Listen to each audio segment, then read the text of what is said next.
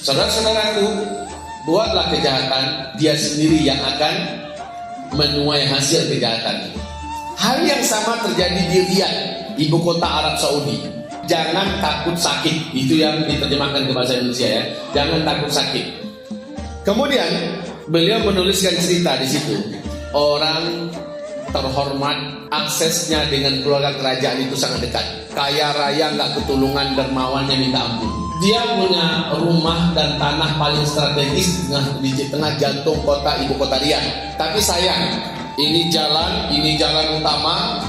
Di dekat Hok itu ada satu petak rumah. Rumah itu menjadi penghalang tanahnya yang besar dan cantik di belakang. Dia bangun rumah bak istana, tapi bagian ujung di sini di Hok tanah, ya ini ada simpang 4. Di situ ada rumah janda dengan anak-anak yatim. Kaum muslimin yang kami muliakan, dia dapat laporan demi laporan dari anak buahnya, rumah tuan sudah sangat sempurna.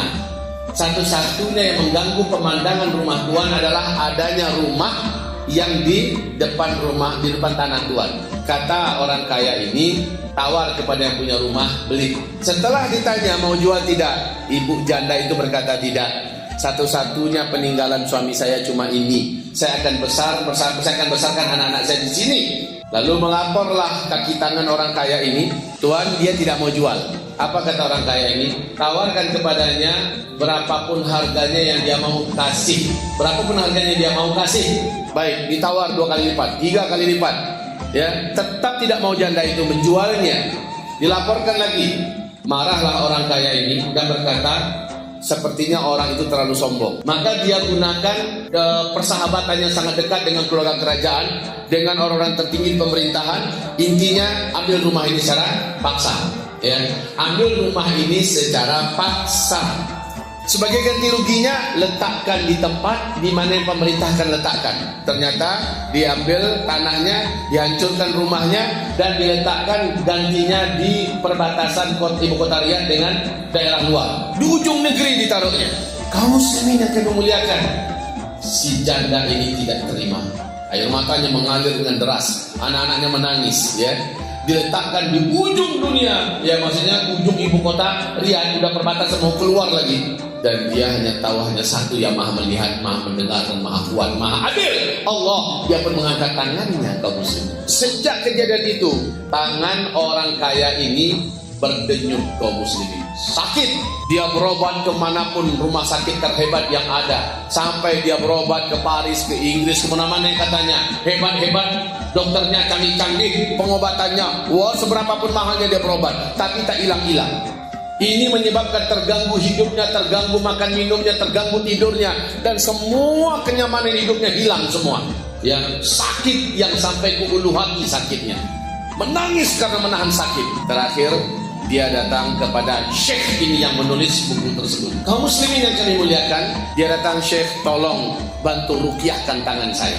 Syekh ini biasanya 10 menit, 15 menit meruqyah orang, Allah sembuhkan langsung, Pak. Ini barokahnya ruqyah sang syekh ya. Di ruqyah biasanya cuma 10 menit, 15 menit sembuh. Lah ini nggak mempan, Pak, 1 jam. Tidak mempan, tidak ada kesan apa-apa, sakit tetap segitu juga rasanya. Apa kata syekh? Pulanglah dulu, besok datang kembali, biar semalaman saya bermunajat kepada Allah. Apa masalahnya sebenarnya? Kenapa tidak ngaruh ya? Kenapa tidak ngaruh? Baik, kata orang kaya ini, kaum muslimin, pulang besok datang lagi dengan jeritan kesakitan yang sangat. Dan kata syekh, tenanglah, diruqyah kembali, tembus 1 jam, nggak ngaruh juga, Pak. Padahal syekh ini sudah berdoa, memohon, meminta kepada Allah Subhanahu wa taala. Enggak mempan kaum muslimin. Ya. Enggak mempan di ruqyah. Kata syekh ini, ulanglah lagi, besok datang lagi ke sini. Semalaman syekh ini kembali minta, ya Rabb, beri hamba petunjukmu, beri hamba arahanmu ya Allah.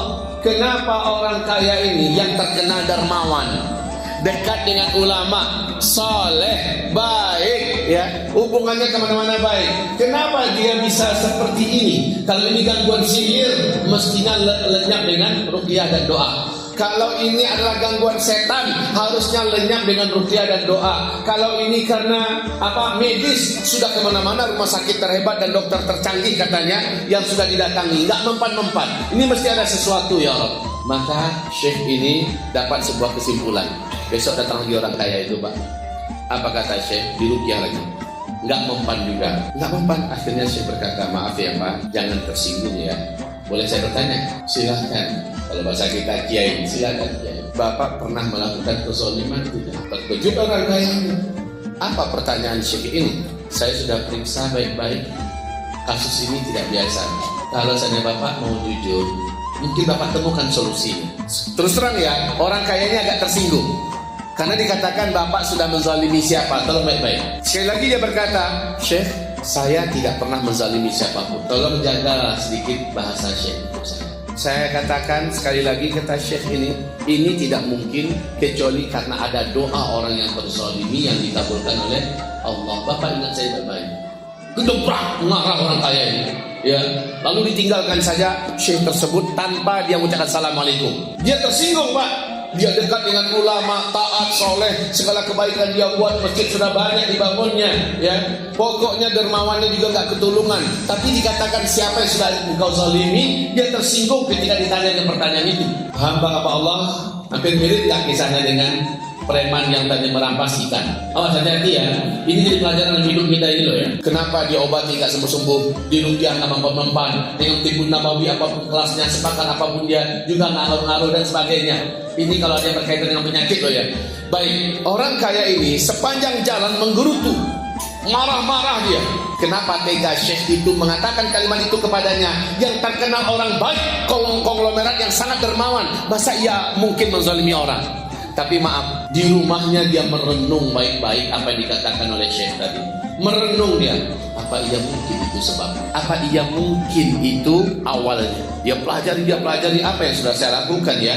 Apa yang sudah saya buat yang kira-kira menzalimi orang? Apa ya? Oh, teringatlah olehnya bahwa kejadian sakit ini baru mulai terasa setelah ada rumah yang digusur di depan tanahnya, ya. Digusur rumah itu dan orang itu dipindahkan ke sudut ke perbatasan kota. Dia teringat, lalu dia tanya kembali pegawainya yang diberikan tugas kemarin. Sebenarnya siapa sih pemilik rumah itu? Anak yatim, Pak. Janda ibunya, yatim anaknya. Terkejut orang kaya ini, Pak. Terkejut orang kaya ini. Kenapa kalian tidak kasih tahu kalau itu anak-anak yatim yang punya rumah? Kenapa kalian tidak kasih tahu kalau yang punya rumah adalah janda? Kalaupun tidak anak yatim, kalaupun bukan janda, mungkin mereka merasa saya zalim dan mereka berdoa pada Allah. Apalagi itu anak yatim, apalagi itu janda. Inna lillahi wa inna ilaihi rajiun. Astaghfirullah, astaghfirullah, astaghfirullah. Apa kata orang kaya? Antarkan saya. Di mana ibu janda dan anak yatim itu sekarang? Antarkan saya ke rumah mereka. Namanya orang kaya konglomerat habis begitu, Pak. Dengan cepat ditemukan tempat dan dia langsung tok itu. Ibu itu buka pintu kaget, di luar banyak pengawal, di luar banyak orang dengan mobil mewah. Datang singkatnya masuk dan berkata, Bu, saya pemilik lahan, rumah dan tanah yang di depannya adalah rumah ibu. Kata ibu itu, Bapak tidak usah perkenalkan diri. Saya sudah tahu Bapak itu siapa. Nggak ada di dunia ini yang nggak bisa Bapak beli. Saya tahu, Pak. Nggak usah perkenalkan diri, saya paham. Saya kenal Bapak siapa. Ibu, saya tidak tahu kalau itu adalah ibu. Kalau itu adalah anak-anak yatim di rumah. Kalaupun saya tahu, kalaupun itu bukan ibu, tetap saja dilakukan oleh tim dan pegawai saya adalah sebuah kezaliman yang saya tobat kepada Allah Subhanahu Wa Taala. Bu, saya minta maaf. Saya minta ampun kepada Allah. Mohon maaf dari ibu. Kalau ibu berkenan memaafkan saya, ibu, rumah ibu di tempat itu akan saya bangunkan lebih baik dari sebelumnya. Kalau ibu mau, ya. Kalau ibu senang, asal ibu maafkan saya. Lalu setelah itu anak-anak ibu, insya Allah saya akan kuliahkan seluruhnya sampai selesai. Sampai tamat saya bukakan mereka usaha. Asal ibu maafkan saya. Atau kalau ibu suka, ibu tunjuk saja mana tempat tinggal yang paling ibu sukai kota Riyadh ini, di mana tempat tinggalnya, rumah yang mana ibu sukai, saya akan bebaskan, saya akan jadikan itu milik ibu dan anak-anak ibu. Anak ibu saya kuliahkan sampai selesai, saya bukakan usaha untuk mereka. Masya Allah Pak ya. Tapi ibu maafkan saya, maafkan saya. Melihat seriusnya orang kaya ini, melihat dia sendiri yang langsung datang, melihat air mata yang mengalir, hati ibu ini runtuh. Lalu dia berkata, aku maafkan engkau, aku maafkan engkau. Adapun tempat tinggal terserahmu ya. Bila engkau ingin bangunkan kembali, bila engkau ingin buatkan, belikan tempat yang lain yang lebih baik, silahkan saja. Bila engkau ingin kuliahkan anak-anakku, alhamdulillah, hanya Allah yang kupuji dan kusyukuri ya. Seterusnya selesai Pak. Maka orang kaya ini langsung membuktikan kata-katanya. Singkatnya, ibu ini dipindahkan ke tempat yang sudah ada, yang sudah baru, yang sudah baik. Dan saat itu orang kaya ini tidak pernah merasakan sakit itu lagi Pak. Ini pelajaran ya. Ini pelajaran. Seringkali kita bertanya-tanya, kenapa ya saya nggak sembuh-sembuh? Kenapa yang penyakit saya ini nggak kunjung reda? Obat apa yang kurang saya makan? Rumah sakit mana yang tidak saya datangi? Dana seberapa sudah saya habiskan? Tapi kenapa ya sampai sekarang penyakit ini justru semakin membabi buta dan brutal? Baik Bapak Ibu, mungkin ingat saja baik-baik. Adakah seseorang yang pernah kita zalimi, dia berdoa kepada Rabbul Alamin? Doa orang yang dizalimi tembus Pak. Tidak ada satupun yang bisa menghalangi antara doa orang yang dizalimi dengan Allah Rabbul Alamin. Tidak ada yang bisa. Itu terkait dengan in asaktum falaha. Kalau kamu berbuat jahat, kamu sendiri yang akan memikul akibatnya.